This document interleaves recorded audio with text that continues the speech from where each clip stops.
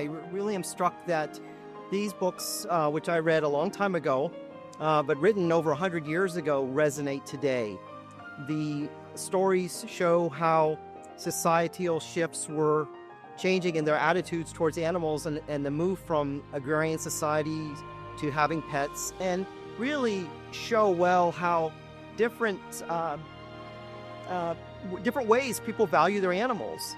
And also this show is highlighting a move from not just farming to pets, and including exotic pets like Siegfried's rats and the miniature ponies. And in other episodes, they've had young children taking in wildlife and snails. And the show, and this was long before the term human-animal bond came into meaning, which was only recently described. But the author was very cognizant of this.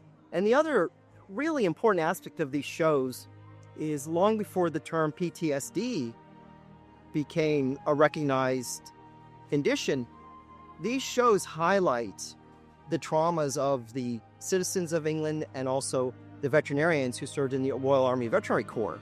And you can see that bit of that tonight in both Tristan and Siegfried. But I've always moved by a prior episode where Siegfried was struggling over the trauma of the horses that were under his care in Europe during the war.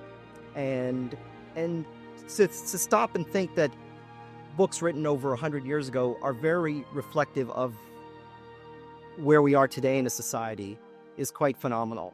There's a lot of parallels in the show from 100 years ago of what the veterinarians go through with working with clients and understanding what they would like for their pets and finding a way to provide the services they need and meet their needs.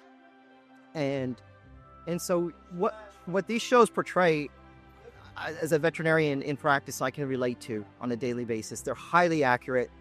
They're even in the sets in the show, the text they use and the things in the background, those are all very historically accurate. The area food pantries have a high need for pet food.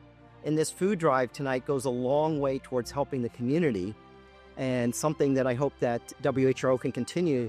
And these what can sometimes seem like small steps can go a long way towards helping a family in need that wants to keep their pet and care for it. And this touches upon prior episodes of All Creatures Great and Small, where there are sometimes families in dire need who need care.